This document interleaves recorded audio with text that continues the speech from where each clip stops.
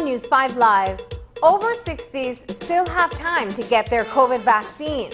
The U.S. Embassy is trying to clear visa backlog, and will they play or not? We will have the latest on Belizean footballers in Haiti. These stories and more coming up in tonight's newscast. It's a fact that you can access unlimited services with Smart. Tired of being measured or cut off when you need to be connected?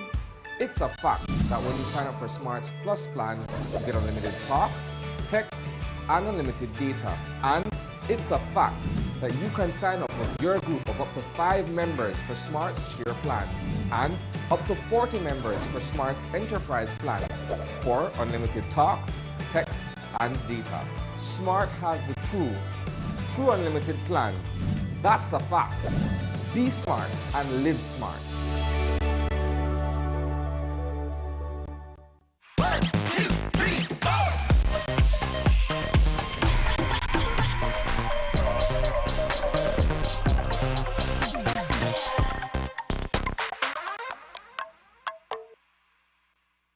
Caused intense flooding overnight in the western and southern parts of the country. Yeah? Do we need to renew the insurance policy? The insurance policy? Oh, let me check. Renew your policies, file a claim, and even send us a message using RFNG online. Now we're good. It says we're covered. Okay, great. It pays to get it right with RFNG Insurance, a road group company. It's been a year of lockdowns, losses, and separation from loved ones.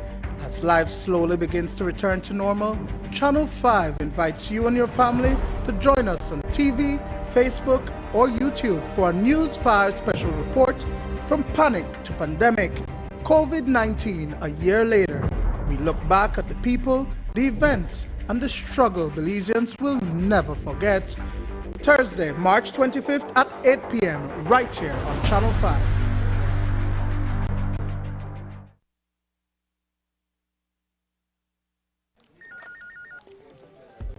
As one of the largest cable and internet providers in Belize, CBC strives to provide our customers with the highest standards of quality, value, and service in all aspects of cable TV and internet.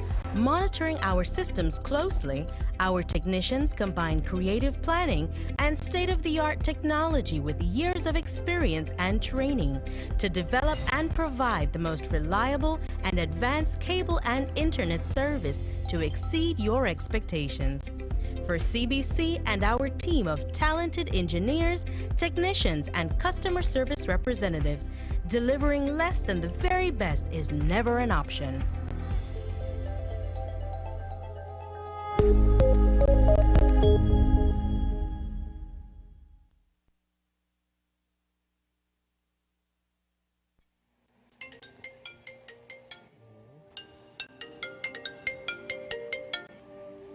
Hello? Okay, sure, I'll be there.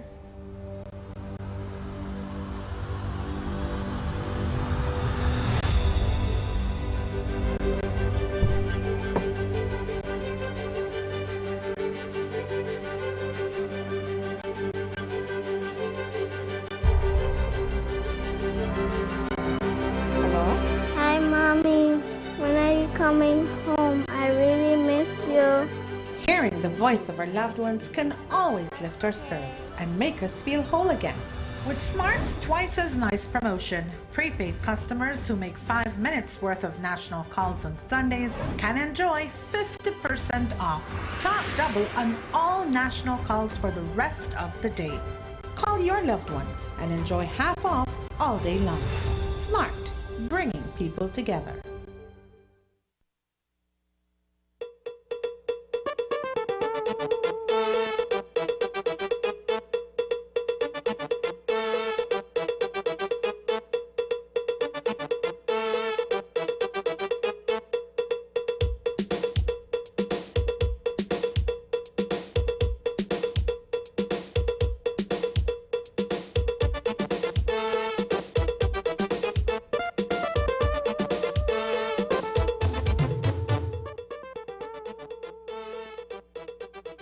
Good evening. Welcome to News 5 Live for Tuesday, March 23rd. I am Marlene Cuellar. The first round of World Cup qualifiers between Belize and Haiti is scheduled for Thursday afternoon at the Sylvia Couture Stadium in Port-au-Prince. At news time this evening, an investigation is being conducted by a senior FIFA match commissioner to determine whether the game between the Belize Jaguars and Haiti's national football team can proceed as planned. As we reported, the delegation of Belizean athletes and coaching staff that arrived in the capital city on Monday was met by a swarm of heavily armed bikers who intercepted a charter bus that was transporting the team to its hotel. There was a standoff with the police officers escorting the team, and guns were drawn. The frightening ordeal threatens the match because of safety concerns that have arisen in the wake of the holdup. Late this evening, News 5 spoke with FFB executive Marlon Quillen, who confirmed that the match commissioner had arrived in Haiti and that a probe is underway. Until a decision is made, the Belize Jaguars have to stay put or face sanctions should the team leave the country prematurely. FIFA sent one of their most experienced and professional match commissioner to Haiti today, and he is currently conducting his investigations. He's doing his interviews with all the relevant parties, and based on his findings, his assessment, he will then forward his report and recommendation to CONCACAF and FIFA, who will ultimately make the final decision. In a situation like this, is there any sanction that can be brought against the host country, considering the fact that this kind of incident was not of the doing of the visiting team in this particular case? I would have to visit the regulations to see what it says in there regarding that. However, I can tell you that should we leave without giving or having FIFA do their due diligence, and after they make the report and they say it's safe and we had left, we could have been fined. So it's a matter of Team Belize, the Jaguars, waiting it out to see what the final decision will be from the match commissioner before they even decide to either board a flight to return or to head to the stadium on Thursday to play the match. Exactly. Now, have you had an opportunity to speak with any of the guys or the coaching staff today to see what the tempo has been like for them? It's a new day. They're still facing the same situation. What changes are on how they feel? Well, there was a change in attitude and mentality today, in the sense that since we're there, we've prepared for so long, that we continue the preparation as if though the match will play. In other words, yesterday we were like, we want to leave now, it is not safe, but the attitude changed today. Over the past month, the Ministry of Health and Wellness received 2 batches of vaccines, 1,000 AstraZeneca vaccines from Barbados and 25,000 from India. So in March, the ministry began to administer the vaccines in phases from the 2 shipments received. But as we found out today, vaccinations among one target group are very low. The ministry wants those people to go in because they fall in the group of people who are likely to develop serious complications if they contract the virus. Reporter Andrea Polanco attended a virtual briefing with the press today and has the following story. On March 1st, the Ministry of Health began to roll out the COVID-19 vaccine. To date, a little over 16,000 people have been vaccinated in Belize. The rollout started with healthcare workers. In the second group of Phase 1, the targets are those 60 years and older. This is a group that runs the risk of complications and even death associated with the virus. But the Ministry of Health and Wellness has been having a tough time to meet its target of 25,000 for the 60 and over group. To date, only 8,400 persons have gone in. Now the Ministry of Health and Wellness is appealing to caregivers and family members of this target group. For them to bring their relatives to receive the vaccine. We know that early population require the support from third persons. The vaccines are there to save lives, and the one that is more critical, population 60 and over. Hence, the need to get the support from all the different agencies and states to reach to this population. To date, we have vaccinated 16,002 persons. The population 60 years and older, the target is 25,000. And we have so far 33.6% of this target. So we definitely require support from all stakeholders to help us to get this population to the vaccination sites. According to Dr. Baer of the Ministry of Health and Wellness, the issues of access to vaccination centers and fears about the vaccine may be responsible for the low turnout in the 60 and older target group. Access to transportation is not having someone that, really care for them to come out. For elders, it's the next issue that we found.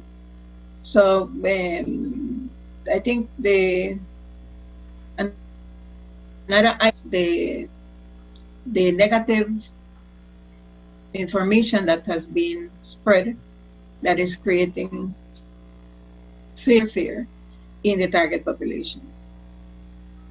Dr. Baer, can you... I say unnecessary fear based on the results of the experts, after the review of the cases that they were reviewing in Europe.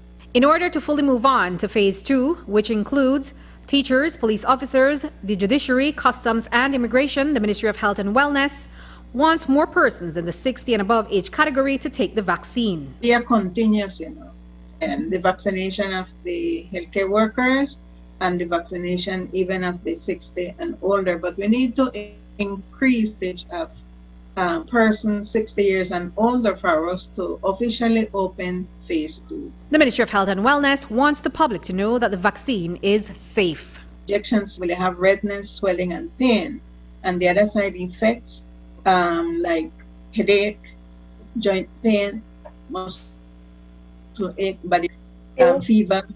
For all of those, you have medications to deal with it.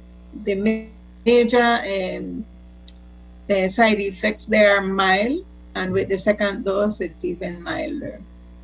And that, if you compare that against COVID-19, I mean, it's hours or 2 days maximum of feeling discomfort compared to COVID-19. Reporting for News 5, I'm Andrea Polanco. By early April, the government is expecting the first shipment from COVAX, 33,600 doses. While the Ministry of Health and Wellness pushes for those 60 and older to take the vaccine, it also has to do a bit more education among its own healthcare workers. As we showed you on March 1st, the rollout of the COVID-19 vaccination program started with healthcare workers, and while the vaccinations continue for that group, to date, just over 60% of those healthcare workers have taken the vaccine. Here's why. Percent of the healthcare workers.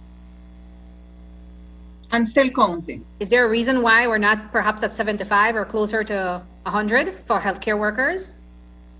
Well, some facilities are very high and some are a bit low. It has to do with the access to information and comprehending the information. And sometimes, because we have too much information, we get caught up into that ads. But we are still continuing with the sensitization sessions of our healthcare workers, as they are critical for the continuum of essentials to the public. The Ministry of Health and Wellness says that there is a lot of misinformation and fear as it relates to the vaccines, and this has led to a lower than expected number of vaccinations administered. Today, Dr. Natalia Larga-Espada-Beer spoke with the media about why they're championing the vaccines for immunity and what level of protection it will afford you against the COVID-19 virus. The COVID-19 vaccine is part of the national response, and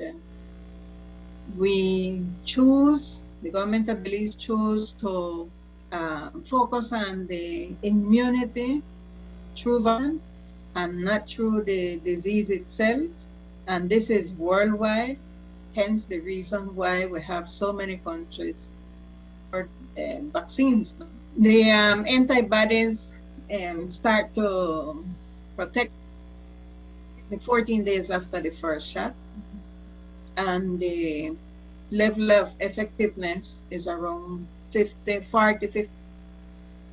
And then with the second dose, that will be boosted up to from 62 to 90%. Now remember, the protection, like with any other medication or vaccine, is not 100% prevent the infection. So if we say overall we have a 70% effectiveness, then that means there might be some persons that will get infected with the COVID-19 if they don't follow the other recommended measures. So when they get infected, because they have some level of antibodies, that will definitely protect them from getting the severe illness. So they might get ill and they don't even know they have the COVID-19. Shot space 3 months apart here in Belize, when ideally, wouldn't they be given 21 days apart? Well, ideally, the manufacturing company recommendations and the evidence that is out there.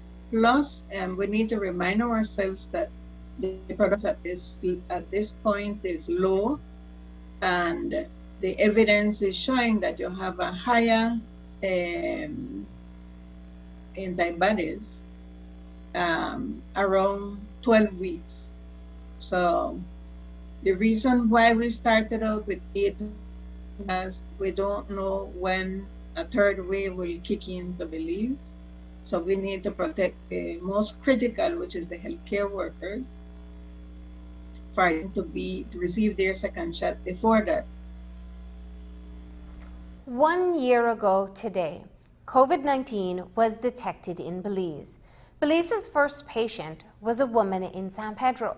Since then, we have recorded over 300 deaths, been subjected to wearing masks, living under curfew regulations with multiple lockdowns, and the list goes on.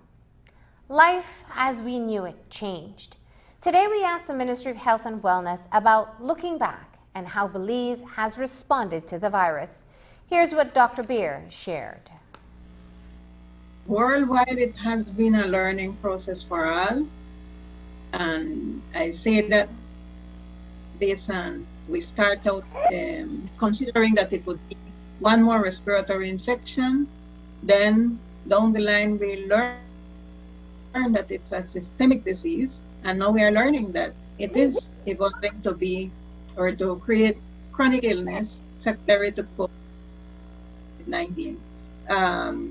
The vaccines definitely will help.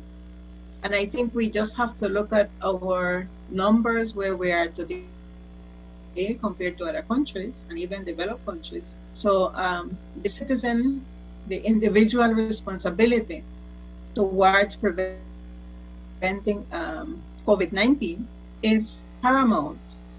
And we must continue practicing those preventive measures. And with the vaccine, this will definitely boost the national response to keep those numbers low.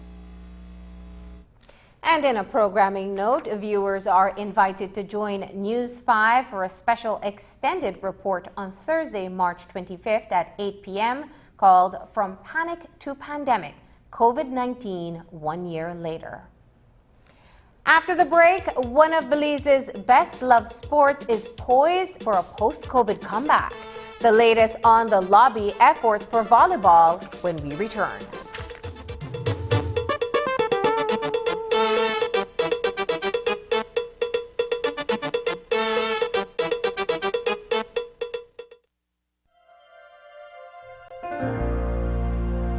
Hello, friends. This is Dr. Bob Roberts with another 60-second sermon from God's Word.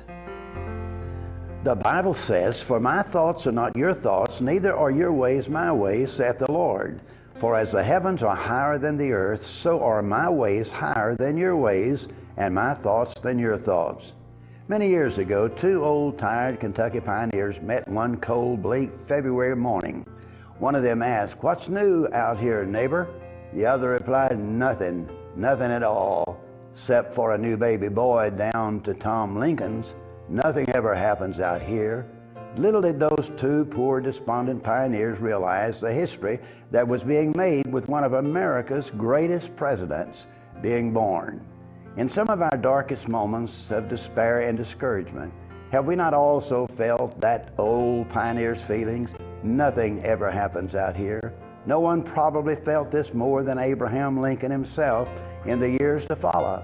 It appeared that he was a man marked for failure. He suffered from melancholia, endured long periods of depression, could barely see out of one eye, had frequent nervous attacks, experienced severe headaches, indigestion, and nausea. And on the day he delivered the famous Gettysburg Address, he was coming down with smallpox. In 1831, he failed in business. In 1832, he was defeated in the legislature. In 1836, he had a nervous breakdown. In 1856, he was defeated for the vice presidency.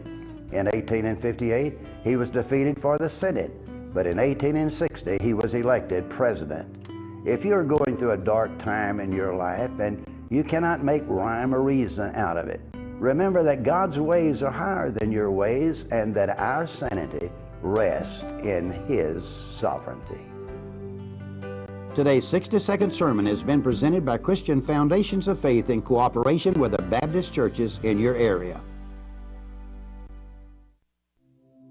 So at that year and a half, it was then that I was told that I need to be keenly with my then son, because it could be both ways. It could turn out to be acting like a girl having a male organ. And I maybe put my mind to it that whatever you want to be, like it say, make it be. Being a mother and a Christian at the same time, I will stand on the words of God. I can't change who my son is. I only could encourage them to do what God has planned. So he was a blessing from my baptism. And if this was the child that God gave to me, then I need to love him and continue loving him until the day I die. That's my son.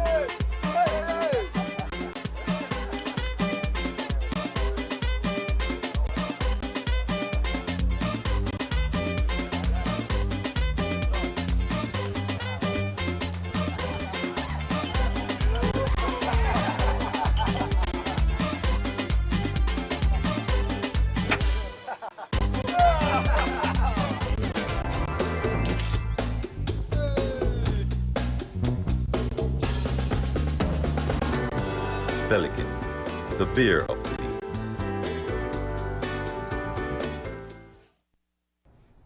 The United States Embassy in Belize is resuming its operations after almost a year of dormancy due to the COVID-19 pandemic. During that time, there has been a significant backlog of applications and renewals. The good news is the U.S. Embassy has decided to automatically extend the length of time from 1 year to 4 years for persons whose visas have expired and need to be renewed. Visa Consul Melissa Sandoval explains the process and how you can qualify for the program. For our interview waiver program, instead of applicants being eligible if their visa expired within the last 12 months, now we have expanded the time frame to 48 months. So essentially, if your visa has expired within the last 4 years and you're applying within the same visa category, for example, if you're applying for a tourist visa and you previously had a tourist visa, or if you're applying for a transit visa and you're reapplying for that, then you qualify as long as you're applying within the same visa category. So that is the good news that we wanted to deliver to applicants as a way to address our backlog and reduce the number of applicants who appear at the embassy to maintain safety and health measures for both the applicants and our staff alike. With consular activities resuming, are there any new changes to existing procedures that applicants must be aware of? So generally speaking, in alignment with the local conditions and our guidance from CDC, what we have been doing is reducing the number of applicants who appear in person to maintain social distancing and other safety measures. So naturally, we haven't been able to receive the same number of applicants as we have in previous years.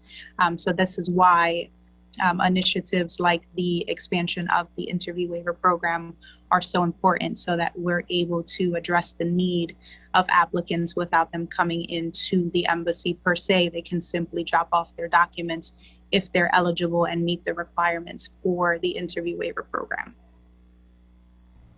The new ambassador to Belize for the Republic of China, Taiwan, has presented his credentials to Governor General Sir Colville Young. Ambassador David Kwan Chow Chien conveyed greetings from the President of Taiwan, Tsai Ing-wen, and pledged to continue promoting the mutual interests and cooperation between our countries. The Governor General welcomed the new ambassador and noted that Taiwan has long been a staunch friend and supporter of Belize's development. Belize and Taiwan established bilateral relations in 1989. Two Belizean volleyball athletes were scouted back in 2019 when they competed in a regional match in Mexico. Fast-tracked to 2021, they're both now preparing to relocate to a college in the U.S. where they will not only be pursuing bachelor's degrees in graphic design, but also playing their favorite sport. Francis Halls and Edgar Martinez have both been playing from high school, and now they join a select few who have also been given athletic scholarships overseas. News 5's Dwayne Moody reports.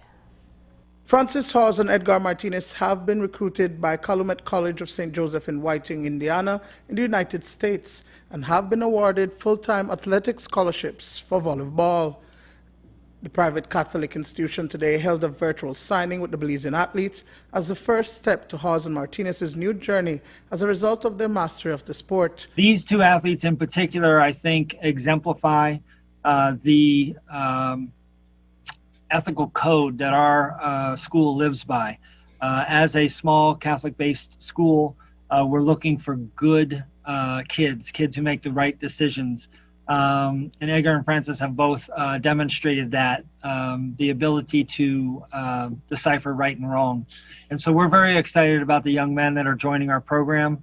As this is a new men's team, that is the core of what we're trying to develop.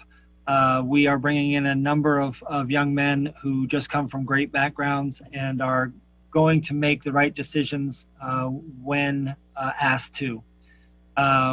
And we hope some of that will translate over to the court. Obviously, these two young men are great athletes, and that was never a question. We just needed to make sure that they believed the way we did, and that they're going to make good decisions starting here in college, but also as they take the education back home to Belize. Described as the king of the beach for his technique and mastery of volleyball 2 years ago, Hawes was also one of the youngest to play on Belize's national men's team at age 16. Today, he's excited that his hard work and dedication has paid off. It helps me to get an education while playing the sport I love, volleyball. I started when I was 15. That was my first national team. And then after that, my coach, Coach Shooms and Coach Sharp, they saw my athletic ability and told me to come train with the senior team. And then I got a chance on the senior team, and then it just continued after that. I'm very excited for this. This is my second signing. First, I got a full scholarship to Canada, but the visa didn't come, so I'm really excited and pushing for this one. It's great to receive this scholarship today because of all the hard work that the both of us put in towards this. So it's great. Did you ever think that playing this sport that you love would give you an opportunity like this, not only to continue in this field, but also to get your education? Well, from, say, I was 14 and I just got a ball, started to play. Then you had a coach named Mr. Leon Leslie that brought me into the sport, and from there I began to love the sports. And I wasn't expected to receive a scholarship, but when Jess reached out to me, we worked on it, and that's how we end up at this point. Martinez and Hawes joined some 3 other Belizean volleyball athletes who have acquired athletic scholarships recently.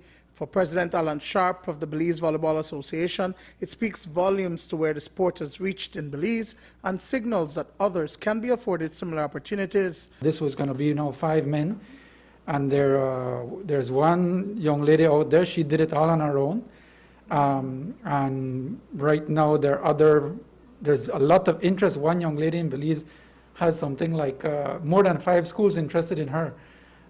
So there's a lot of interest coming to Belize now for our national athletes. And again, it's because Belize has the culture of work in volleyball has changed, and they can see the light at the end of the tunnel. And I think hard work pays off. Back from his athletic scholarship in Canada, Brighton Codd had some advice for his former teammates. Just remain true to who you are as an athlete. Don't be afraid to adjust to the environment. The faster you adjust to the environment, the better it is for you. And to make friends. Get acquainted with your teammates, build a relationship and build rapport with your coach, and also the other people from your university or your college. And since both of them are going to the same college, support each other, because it's going to be necessary being away from home, especially in an environment that is cold. Dwayne Moody for News 5. Volleyball has, over the recent years, developed into one of the top sports in the country, with our male and female national teams becoming regional champions. The successes are attributed to the commitment of the executive, as well as the athletes who have been working around the clock to improve their skills on and off the court.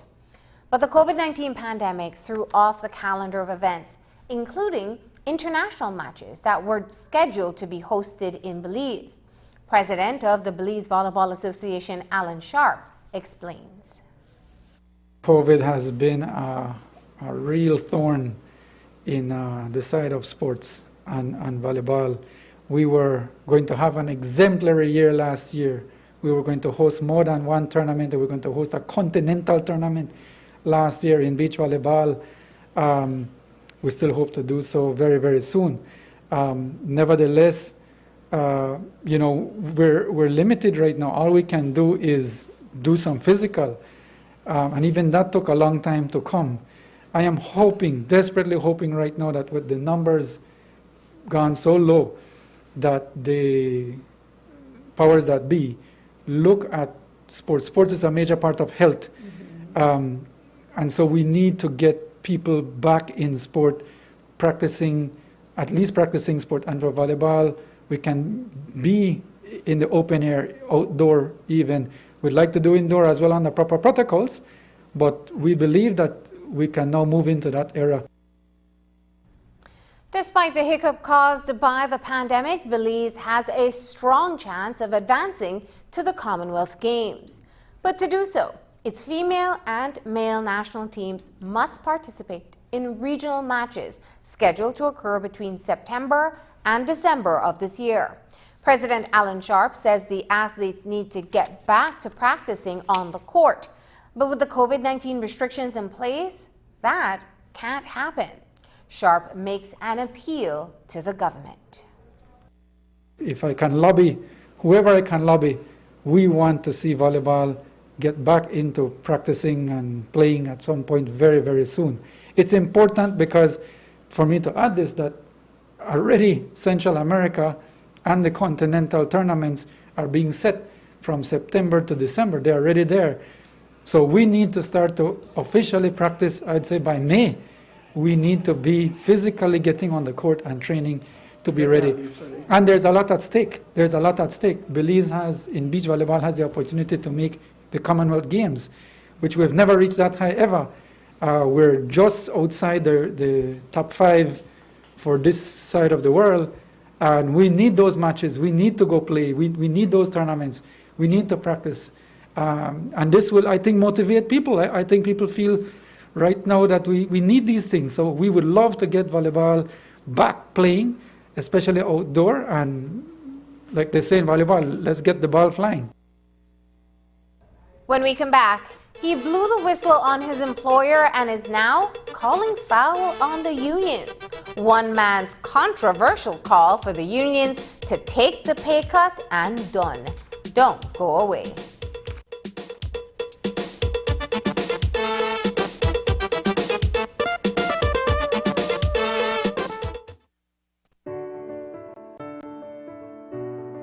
El 11 de marzo, la Organización Mundial de la Salud declaró la COVID-19 como una pandemia. Una pandemia significa que el virus está en todas partes, pero podría no estar en todas partes al mismo tiempo. Si no hay casos en su área, no significa que nunca habrán casos en su comunidad. Para prevenir la propagación de la COVID-19 en su comunidad, quédese en casa a menos que sea absolutamente necesario salir. Practique el distanciamiento físico al salir. Lávese las manos frecuentemente con agua y jabón durante al menos 40 segundos o use un gel a base de alcohol. Evite el contacto con cualquier persona que tenga fiebre, catarro y tos o síntomas de gripe. Obedezca las reglas de cuarentena, aislamiento y toque de queda. Limpie y desinfecte las superficies que se tocan con más frecuencia, como las manijas de las puertas, mostradores, pasamanos, teléfonos y tabletas. No se toque los ojos, la nariz o la boca sin antes lavarse las manos con agua y jabón. Protejamos nuestra salud. We all know the importance of running water and proper drainage in your home. That's why we rely on a fully functional plumbing system. At Benny's, we have all the plumbing supplies and accessories you need. Our pipes, fittings, valves, and adapters are made from durable quality materials. Remember to wash your hands with clean running water from your faucet. We have kitchen and bathroom faucets in various styles and finishes. Whether for installation or maintenance, make sure to use recommended PVC cleaner, solvent, and Teflon tape to fix or prevent leaks. We also have the tools to get the job done. For all your residential, commercial, or industrial plumbing needs, shop at Benny's. Quality and savings.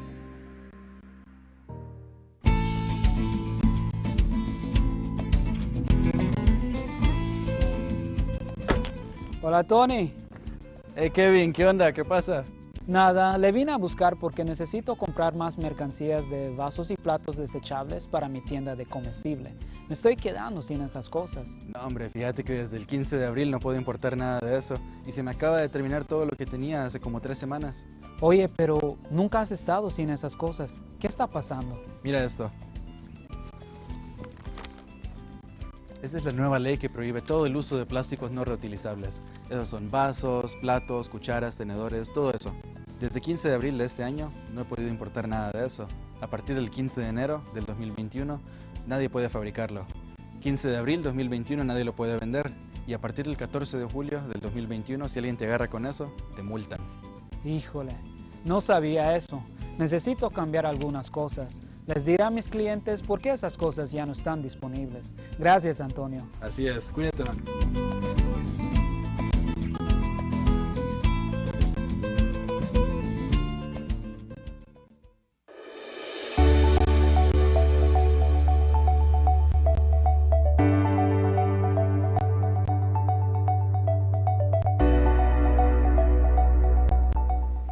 Hello, Belize. You may not be aware of the new travel requirements set in place by the Center of Disease Control and Prevention. Passengers traveling to the U.S. must present a negative COVID test or a documentation of having recovered from COVID-19 to travel to the U.S. In light of this, Maya, in partnership with Caring Hands Clinic, have established testing centers in all their municipalities. municipal airports. Caring Hands Antigen Test Center is operational in San Pedro, Belize City, Dangrega, Placencia, and Hopkins. These testing facilities are staffed by licensed healthcare professionals, including doctors, registered nurses, and nurse practitioners. Testing is done using Abbott rapid test devices that are FDA approved and made in the USA. The service is safe, fast, affordable, and the close proximity of the centers makes them convenient. Walk-ins are welcomed, but appointments are encouraged. If you would like to make an appointment, please feel free to do so at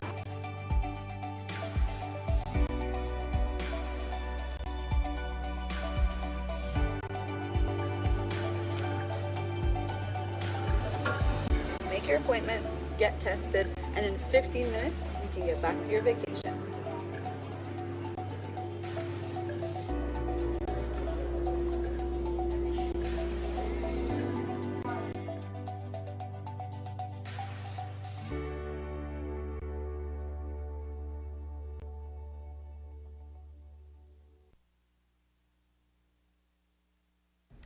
Negotiations between the joint unions and the Briceño administration over a proposed salary cut are ongoing, despite both sides being tight-lipped about the process. News 5 understands that cabinet met today, but we're unclear whether any progress has been made on that end. This morning, however, a press conference was held by an independent activist whose position on the suggested reduction is more in line with the government than it is with the unions. That's because he says that BNTU and PSU have done little, if nothing at all, to prepare for life after the pandemic. According to Delroy Herrera, the issue of salary cut can no longer be deferred. We remind the unions that the grocery bag, the pantry bag, or the so-called dan-dan runs out at the end of the month. Why haven't anyone spoken about this? Why not offer to help distribute these basic goods and support members who are hurting from this pandemic? We consider it very selfish of the unions to use their might and muscle to strong-arm the government to avoid a little pain after years of plenty, and I'm relatively speaking. The bottom line is that we cannot kick the can down the road no more. A pay cut of 10%, 5%, or even 2%, as the Commissioner of Police said, is better than retrenchment. It's better. Compare that to the real possibility of the devaluation of our currency. And like I said, mass retrenchment of the very said people you, the unions, are fighting to protect. There has not been no overt effort on the union's part to begin any sort of plan for preparation after this pandemic. No plan for the teachers, what after the pandemic, whatever the case may be.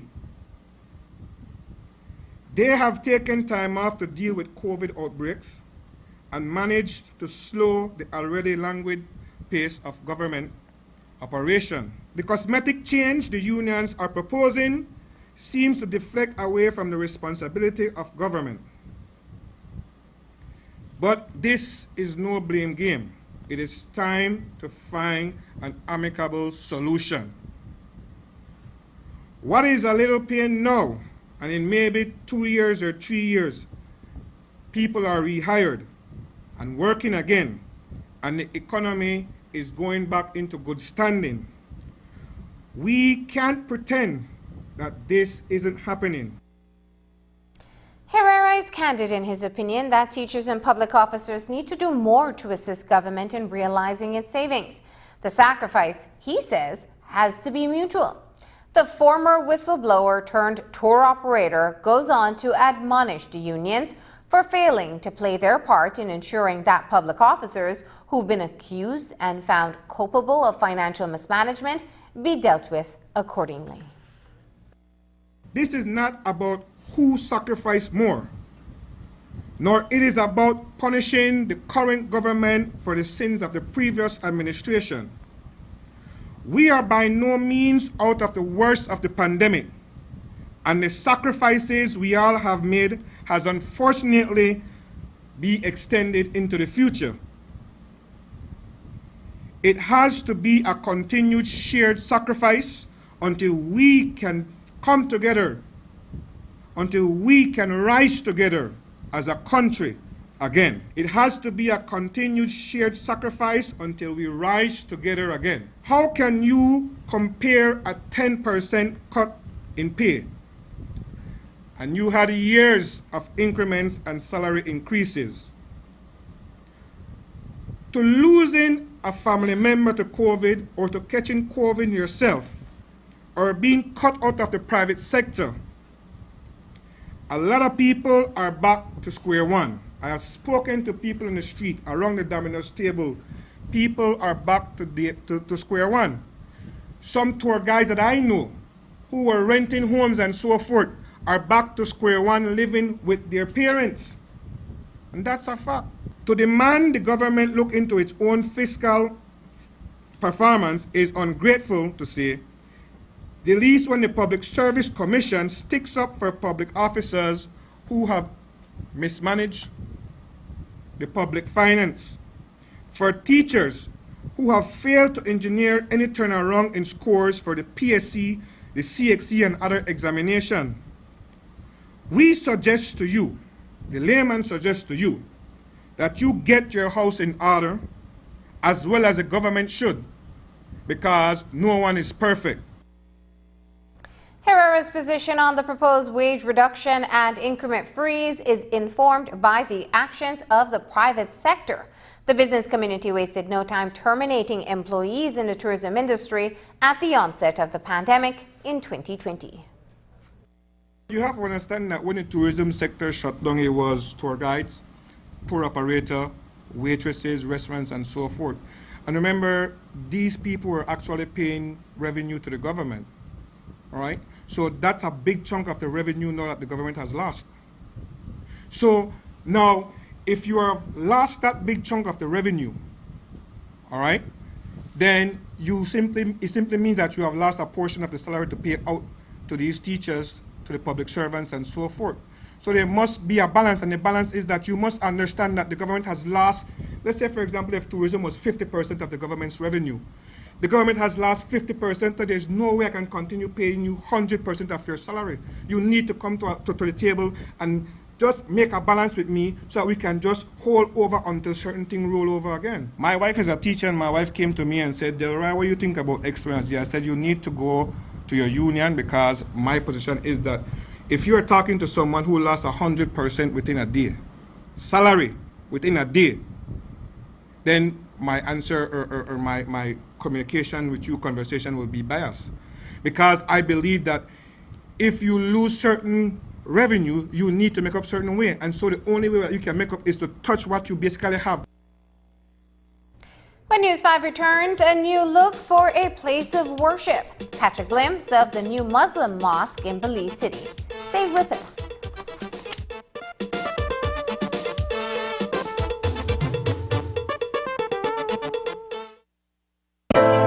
The jackpot has gone up to $117,356. You don't want to miss your chance to win it. It can be all yours. Purchase your Mega Bingo tickets at any Mega Bingo outlet countrywide and tune in to the live show airing this Wednesday, March 24th on Channel 5, Wave Radio, Radio Bahia, and Love FM. You can also tune in live on Facebook and YouTube. Just search for Belize Mega Bingo on any of these platforms and play the game live. You can be the next jackpot winner. Don't miss out on all that mega cash. Remember, Mega Bingo is the game.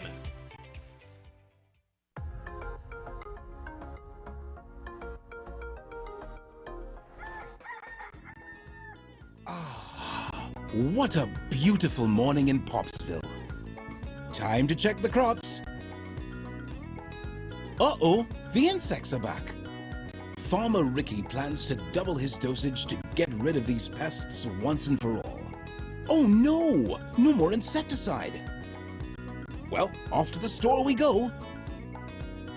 Hey, it's good old Joe. Good morning, Joe. I'd like to get 4 bottles of Compound V, please. I'm double dosing to fight back the insects. Compound V, you said? It doesn't sound familiar. Let me see what you have. Ricky, where did you get this product? It doesn't have proper label information and could be filled with highly hazardous chemicals called persistent organic pollutants. You should really get one that's POPs free, which is safer and approved for pest control. Ricky, it's time we talked about the dangers of misusing highly toxic pesticides. Some pesticides contain highly hazardous ingredients that can harm you and your loved ones if handled incorrectly. So when we improperly store pesticides, it can affect our health in the long and short term. To be safe, make sure to remember these following tips to avoid unnecessary chemical exposure. It's important to always read your label fully before using any treatment on your crops. To avoid dangerous contact with pesticides, including airborne insecticides, make sure to wear appropriate personal protective equipment. Apply the recommended chemical dosage and use far away from human contact and from active winds. To avoid cross-contamination, make sure to follow these simple steps to dispose of pesticide containers. And no matter what you do, don't throw it in any old waste bin. Always make sure to triple rinse, puncture, and store separately for proper disposal. And for an even safer approach to pesticide use, consider switching to organic farming and other integrated pest management processes. For more information on how to dispose of hazardous pesticides, contact your local waste management agency or visit stopthepops.com for more details. Sometimes danger lurks where you least expect it. The more you know, the healthier you can grow.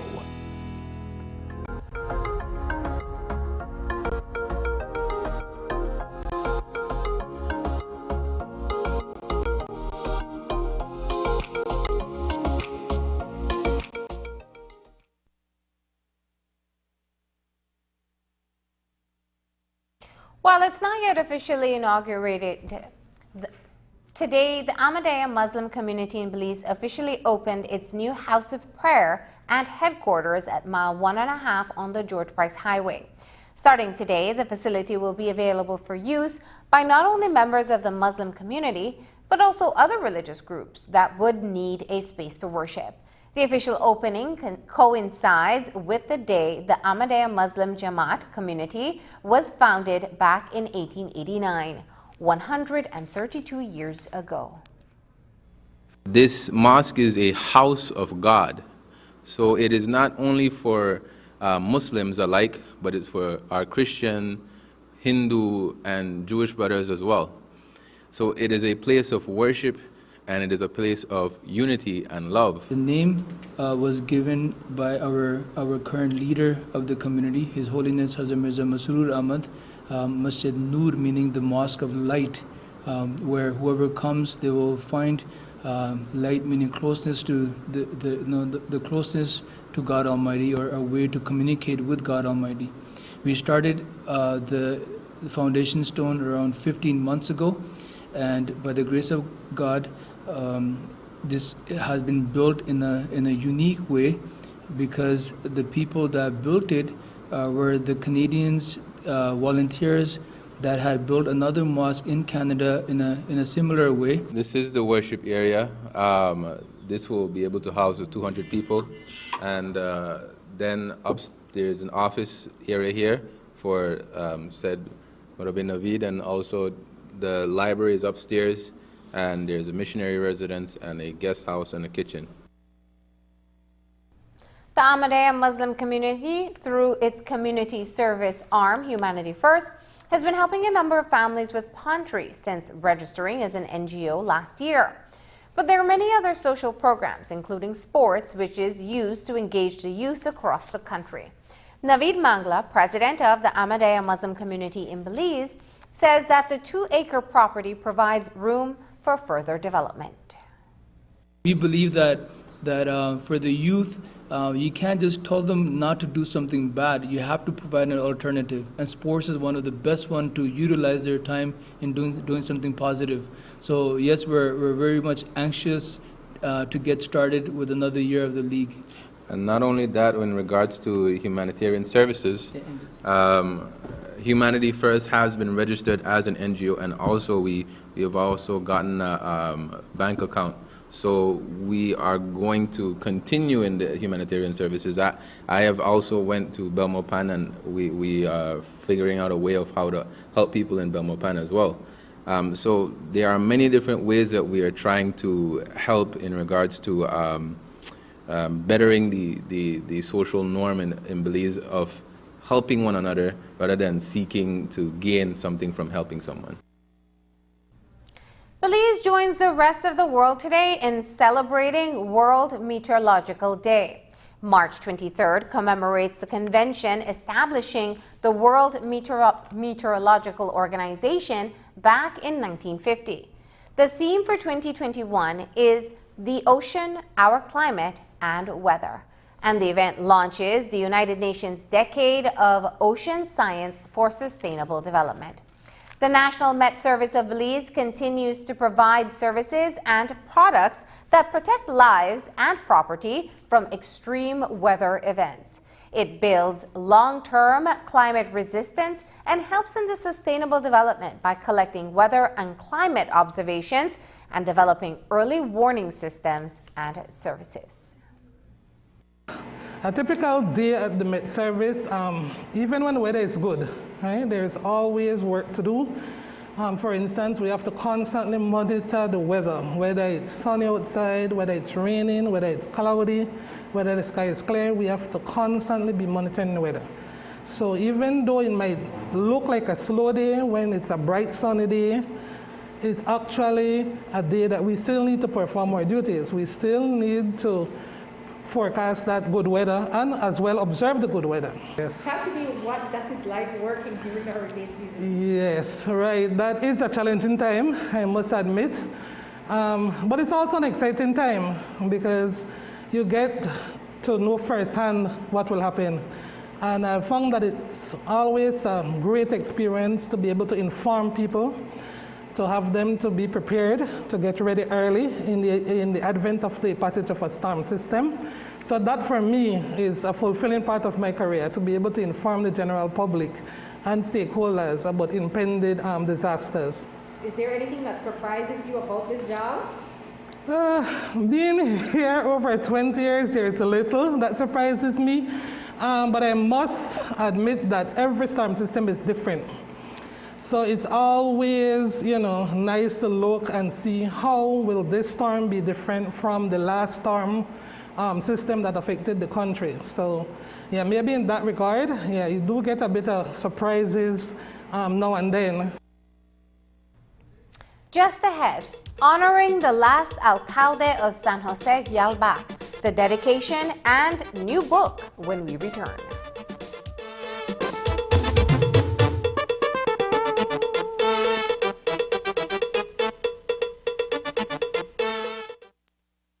The contamination of water we all depend on is a very urgent issue.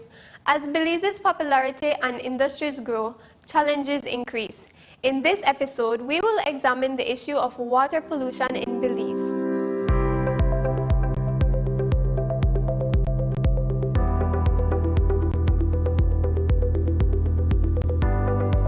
Water pollution is the contamination of water bodies, usually because of human activities.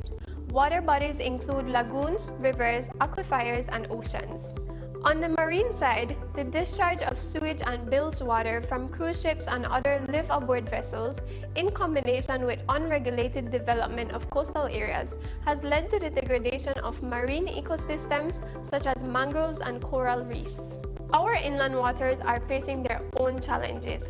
As agricultural development increases, pesticides, fertilizers, and waste products are running off into rivers.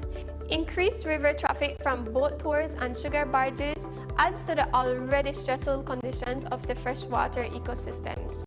In addition, companies that collect sewage sometimes dump the waste right into the waterways.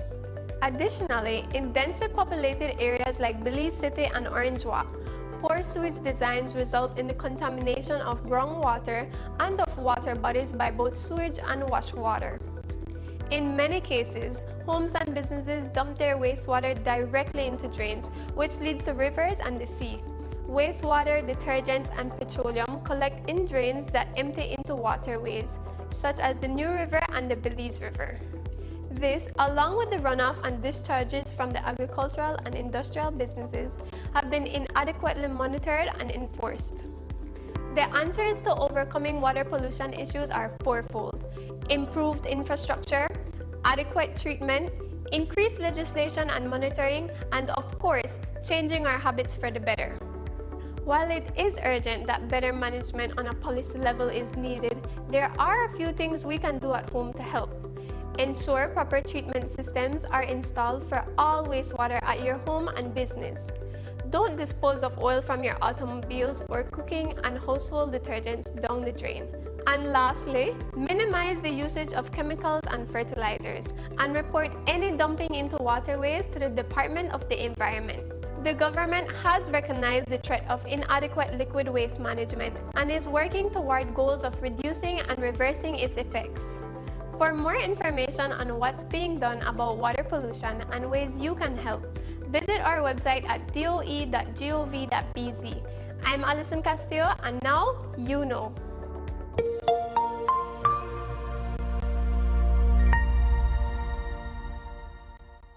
Es un hecho que puedes obtener servicios ilimitados con Smart. ¿Cansado de que se corte la línea cuando más necesitas estar conectado? Es un hecho que cuando te suscribes al plan de Smart Plus, obtienes llamadas, textos y datos ilimitados. Y también es un hecho que te puedes suscribir con un grupo de 5 miembros al plan Smart Share y hasta 40 miembros al plan Smart Enterprise para llamadas, textos y datos ilimitados. Smart tiene los verdaderos planes ilimitados. Es un hecho. Sé Smart y vive de forma Smart.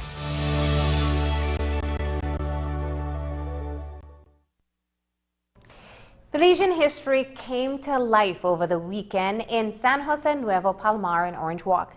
It became the scene of a dedication ceremony in honor of Maximo Perez, the last alcalde of San Jose Yalbac. The celebration coincided with the release of a book written by Carmen Carrillo and Delmer Zip and illustrated by Carlos Quiroz and edited by Melissa Espat. The new publication describes Perez as a great leader and a fearless fighter as he organized the move of his people from Yalbac, modern-day Cayo district, to San Jose Nuevo Palmar after a land struggle with Belize Estate Company.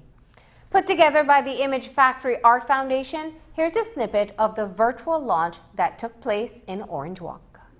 Askun u kahir maya masowal tu behi ohile soton muk ka patak ak by ha yetel ak nip in tahil kichkelemium nipolal.